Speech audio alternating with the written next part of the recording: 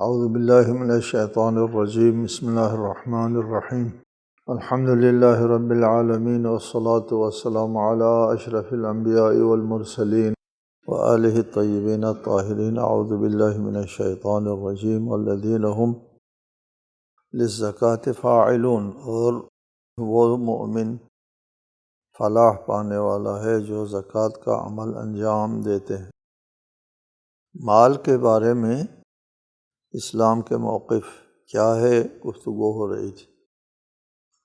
آپ کو بتایا تھا کہ اسلام مال کو ذریعہ سمجھتا ہے۔ اگر مال کو ذریعہ بنایا جائے تو وہ بہترین ذریعہ ہے۔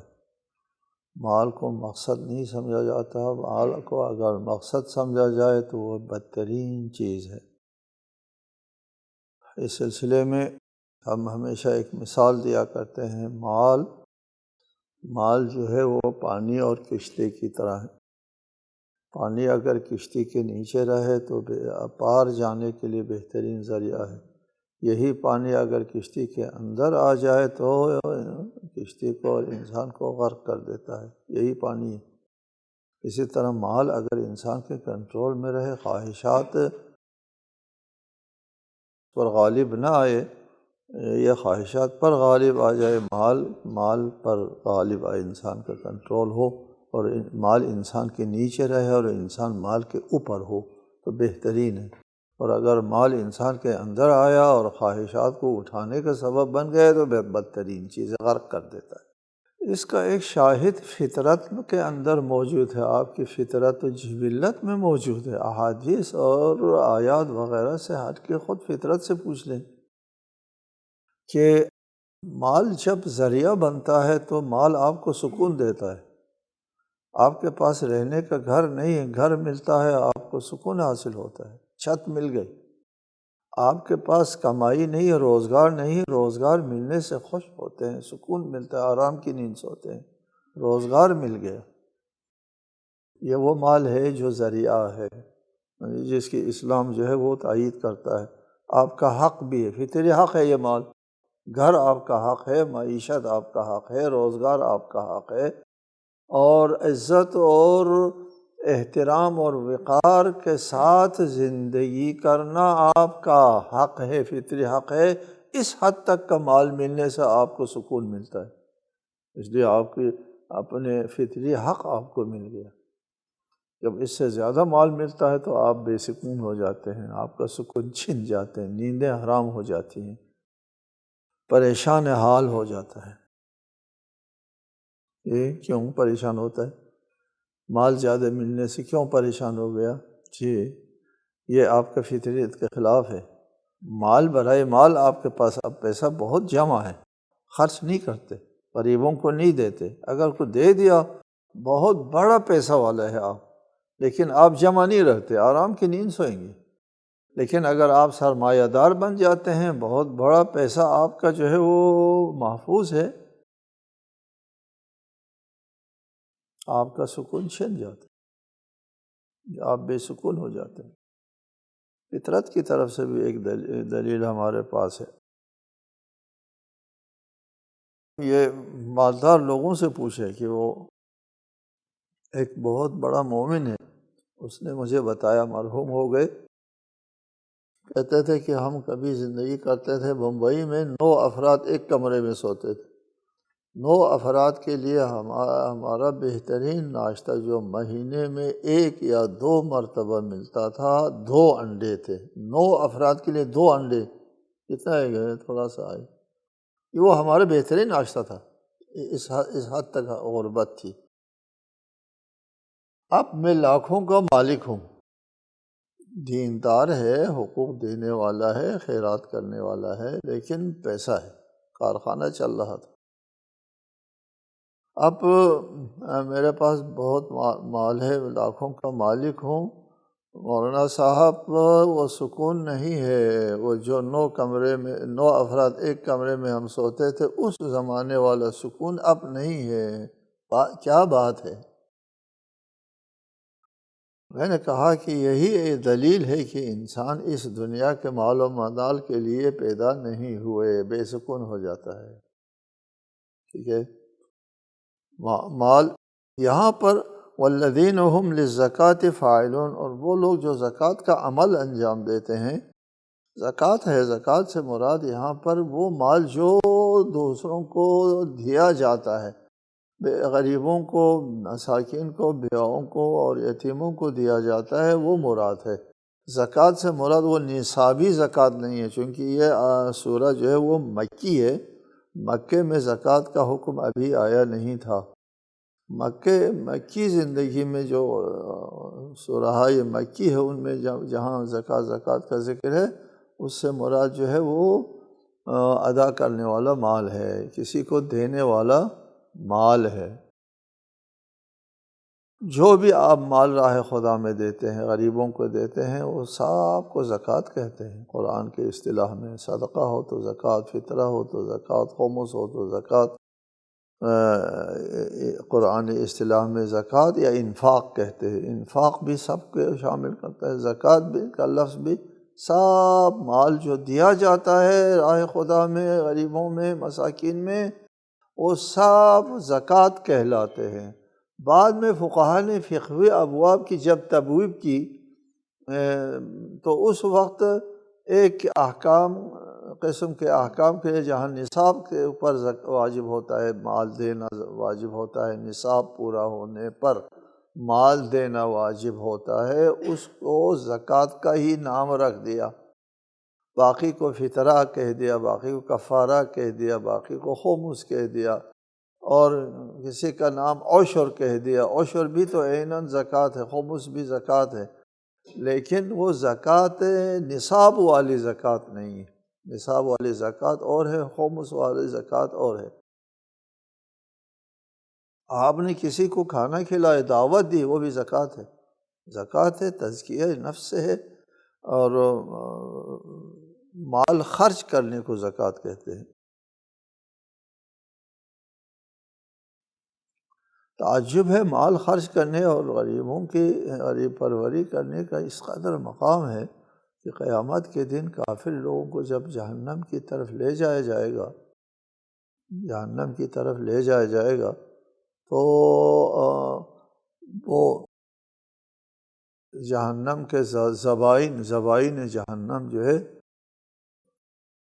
وہ کافروں سے پوچھیں گے ما سلککم فی سقر، کس چیز نے تم کو جہنم کی طرف چلایا، کیا بات تھی تم ادھر آ گئے؟ اس جواب میں کیا کہیں گے؟ لم نک من المصلین، ہم نماز نہیں پڑھتے تھے، ولم نک نطعم المسکین، ہم غریبوں کو کھلاتے نہیں تھے۔ سبحان اللہ، یعنی غریبوں کو نہ کھلانے کی وجہ سے ہم جہنم جا رہے ہیں۔ اس پر بحث ہے، اس میں صرف ایک نقطہ یہ ہے کہ یہ اس صورت میں ہوگا کہ اہل جہنم جب جہنم کی طرف جا رہے ہوں گے، وہاں تو ہر چیز سامنے آتی ہے نا، سارا راز جو ہے وہ واضح ہوتا ہے، فاش ہو جاتا ہے، ہر ایک کا عمل نظر آتا ہے وہاں قیامت کے دن، اس لیے رسوائی ہوتی ہے، ہر ایک کا عمل نظر آتا ہے، رسوائی ہوتی ہے۔ یوم تبلی السرائر، یہ وہ دن ہے جس میں راز جو ہے وہ فاش ہو جاتے ہیں۔ تو اہل جہنم نے دیکھا ہوگا کہ غریبوں کو کھانا کھلانے والوں کو کیا مقام ہے، وہ مقام دیکھ کر کے وہ لوگ جنت کے کس مقام کے اوپر فائز ہے، اور ہم جو ہے وہ جہنم کی طرف جا رہے ہیں۔ وہ مقام دیکھ کر، غریبوں کو کھلانے والوں کا مقام دیکھ کر کہیں گے وَلَمْ نَكُ نُطْعِمُ الْمِسْكِينَ، ان لوگوں کی طرح ہم غریب پروری نہیں کرتے تھے، اس لیے ہم جہنم جا رہے ہیں۔ وَالَّذِينَ هُمْ لِفُرُوجِهِمْ حَافِظُونَ، اور جو اپنی شرمگاہوں کی حفاظت کرنے والے ہیں۔ یہ انسان کو اللہ تعالیٰ نے متعدد مختلف متضاد خواہشات عنایت کی ہے۔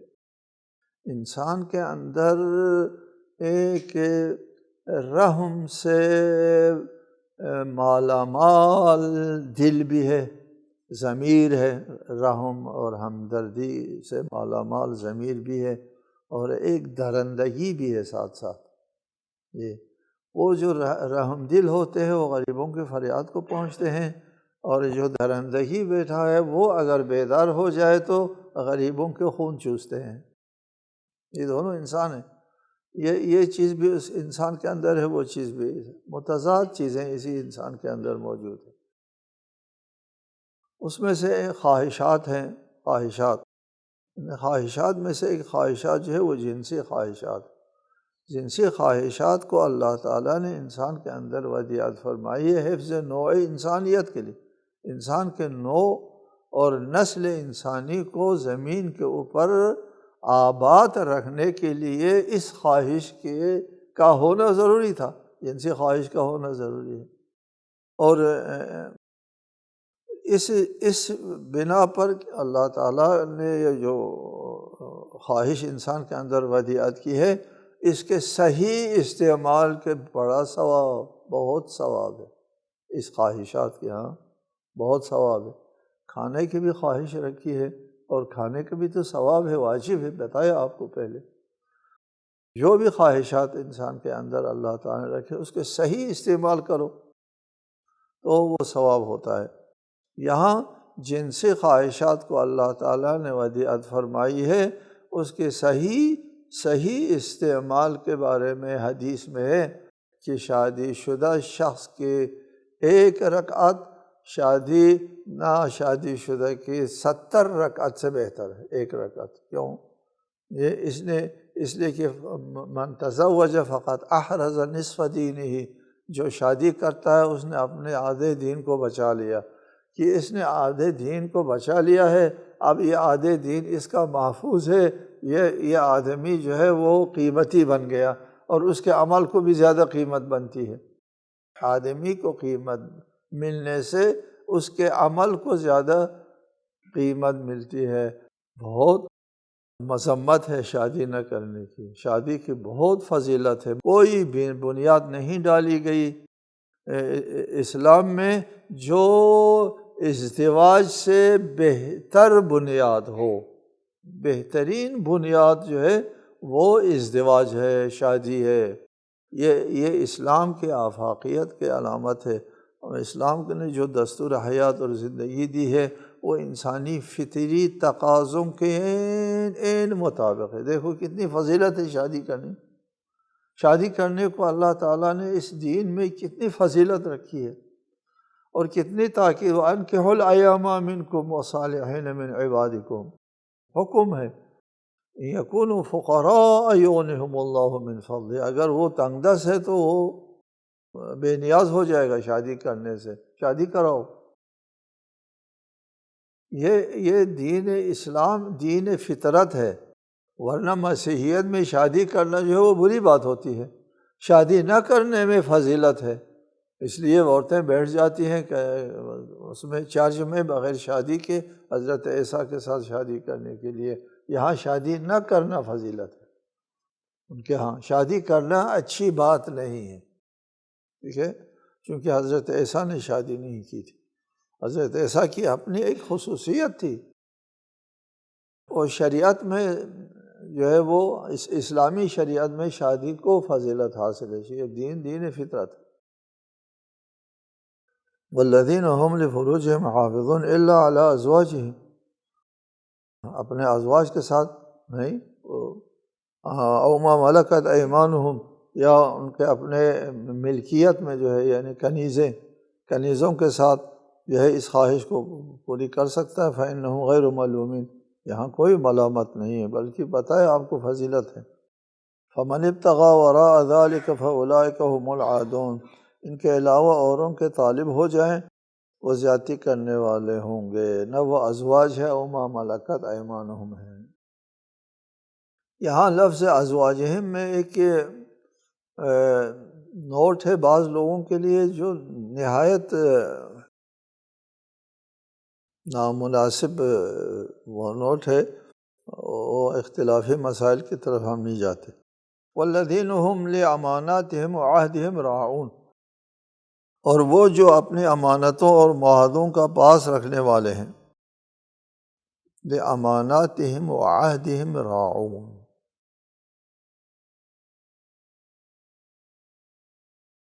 امانت آپ کے پاس کوئی شخص امانت چھوڑتا ہے،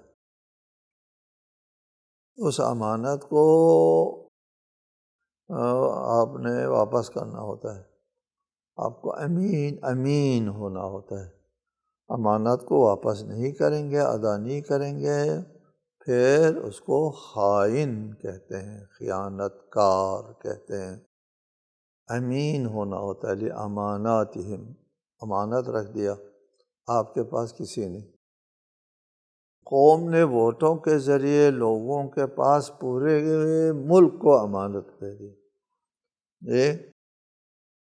وہ اس امانت کے ادائیگی میں ذمہ دار ہوتے ہیں، مسئول ہوتے ہیں۔ البتہ یہ امانت سپرد کرنے والوں کو بھی دیکھنا ہوتا ہے کہ جس کو ہم امین بنا رہے ہیں وہ امین ہے یا خائن ہے۔ اگر خائن ہونے کے باوجود اگر امین بناتا ہے تو پھر اس نے بھی خیانت کی، اس نے امین بنانے والے نے بھی خیانت کی اور امین بننے والے نے خیانت کی، دونوں نے خیانت کی۔ اگر لوگوں نے اس کو امین سمجھ کر کے امین بنایا تھا ووٹ دے کر، تو اس صورت میں ووٹ دینے والے ذمہ دار نہیں ہے، ووٹ لینے والا جس نے خیانت کی ہے وہ ذمہ دار ہے۔ اگر خیانت کار ہوتے ہوئے بھی ووٹ دیا تو دونوں ذمہ دار، انہوں نے اپنا حق بھی مارا اور دوسرے لوگوں کا حق مارنے کے موقع دے دیا اس کو ووٹ دے کر۔ لِأَمَانَاتِهِمْ، جو امانت جس کے سپرد کیا جاتا ہے وہ اس کو ادا کرنے والے راعون، اس کے رعایت کرنے والے جو ہے ان کو نجات ہے۔ امانت ایک انسانی حقوق میں سے ہے، یہ قابل توجہ بات ہے۔ امانت کی ادائیگی انسانی حقوق میں سے ہے۔ اسلامی شریعت بعض چیزوں کو صرف مسلمانوں کے ساتھ مخصوص نہیں کرتی، بعض احکام ایسے ہیں جو صرف مسلمانوں کے ساتھ مختص نہیں ہے، تمام انسانوں کے ساتھ ہے مربوط۔ یعنی مسلمانوں کے لیے یہ حکم ہے کہ خواہ مد مقابل مسلم ہو غیر مسلم ہو، تمہاری ذمہ داری یہ ہے امانت واپس کرو۔ امانت رکھنے والا کون ہے نہیں دیکھا جاتا، امانت دیکھی جاتی ہے، یہ انسانی حقوق میں سے ہے۔ امانت آپ کے پاس سپرد کرنے والا اگر آپ کے والد کا قاتل ہے، اس نے ایک روایت کے مطابق بات کر رہا ہوں، اس نے اپنی تلوار آپ کے پاس امانت رکھی جس سے آپ کے والد قتل ہو گیا، تو آپ کو واپس کرنا ہوگا وہ تلوار، قاتل کو بھی واپس کرنا ہوگا۔ کسی کافر نے اگر امانت چھوڑی ہے، کسی غیر مسلم نے آپ کے پاس کوئی امانت چھوڑی ہے تو اس کو واپس کرنا ہوگا۔ یہ انسانی حقوق میں سے، انسانی حقوق میں سے۔ اور اس کے ساتھ وعہدہم، معاہدہ بھی انسانی ہے، یہ مسلمانوں کے ساتھ مربوط نہیں ہے، آپ نے معاہدہ کیا ہے، معاہدہ کیا ہے، مسلمانوں نے معاہدہ کیا ہے مشرکین کے ساتھ۔ آپ کو بتایا مشرکین کے مذہب کو اسلام قبول نہیں کرتا، یہ کسی مذہب کے طور پر قبول نہیں کرتا، اہل کتاب کو قبول کرتا ہے ایک مذہب کے طور پر۔ یہود و نصارہ کے مذہب کو اگرچہ وہ انحرافی ہے پھر بھی مذہب کو قبول کرتا ہے، آسمانی مذاہب میں سے مذہب ہے، انحرافی ہے آسمانی مذہب، اور اسلام ایک مذہب کے طور پر قبول کرتا ہے۔ مشرکین کی کوئی مذہب نہیں، مشرکین کا مذہب کو قبول نہیں کرتا، ان کی کوئی قیمت نہیں ہے، مشرک کی کوئی قیمت نہیں ہے، بے قیمت ہے مشرک۔ اس کے باوجود اس کے انسانی پہلو کو اسلام فراموش نہیں کرتا، اس کے ساتھ اس نے اگر آپ کے پاس کوئی چیز امانت چھوڑی ہے اس مشرک کو واپس کرو۔ اگر کسی مشرک کے ساتھ آپ کا معاہدہ ہوا ہے تو اس معاہدے کی پابندی کرو، پابندی کرنا واجب ہے۔ کہ کس میں واجب؟ اسلام میں واجب ہے۔ کیا واجب ہے؟ اس مشرک کے ساتھ جو معاہدہ ہوا ہے اس پر عمل کرنا واجب ہے اسلام میں۔ جی، عہد و معاہدے جو ہوئے ہیں،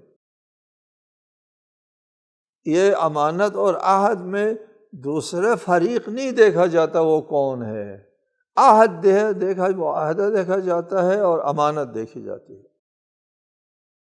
اسی سے اگر آپ ملازمت کرتے ہیں، سرکاری ملازمت کرتے ہیں تو سرکار کے ساتھ آپ کا ایگریمنٹ ہوتا ہے، آپ نے اتنی گھنٹے کام کرنا ہے اور اتنی تنخواہ لینا ہے، تنخواہ کے آپ حقدار ہے، حکومت جو ہے اس سے انحراف نہیں کر سکتی، آپ کو تنخواہ نہ دے نہیں کر سکتی، معاہدہ ہے، اور اس نے 8 گھنٹے روزانہ ڈیوٹی دی ہے،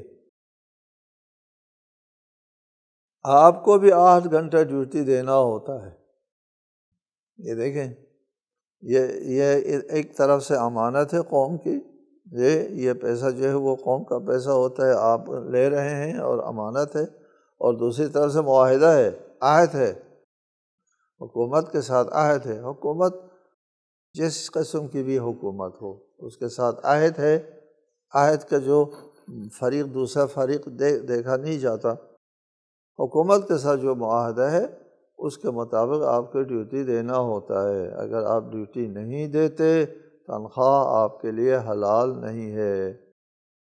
یہ ملازمین اس بات کو اگر وہ سن رہے ہوں نوٹ کریں، مہربانی کر کے اپنے آخرت اور اپنی زندگی کے لیے یہ سوچیں، اور کہ یہ پیسے جو آپ کے پاس آپ صحیح ڈیوٹی نہیں دیتے آتے ہیں، تو آپ نے خود دیکھا ہوگا یہ جو ڈیوٹی نہ دینے والے، صحیح ڈیوٹی نہ دینے والے جو لیتے ہیں، تنخواہ لیتے ہیں، پیسے کماتے ہیں، وہ پیسے بے برکت ہوتے ہیں، آپ ہمیشہ مشکلات میں ہوتے ہیں۔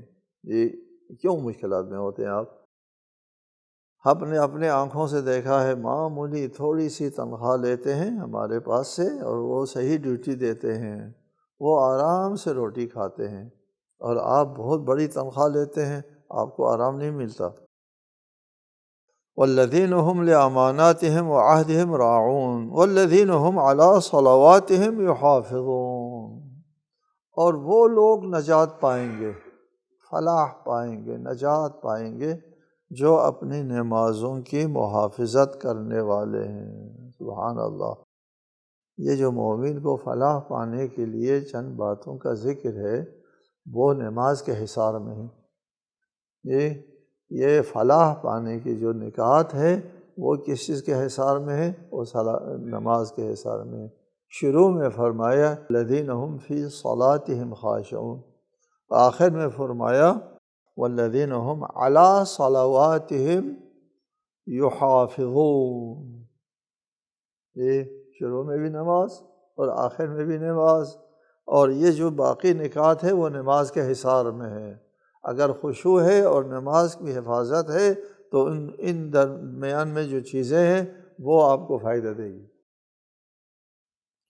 نماز کی محافظت، یہ نہیں فرمایا وہ لوگ جو نماز پڑھتے ہیں، نماز قائم کرتے ہیں، اس جگہ نہیں فرمایا۔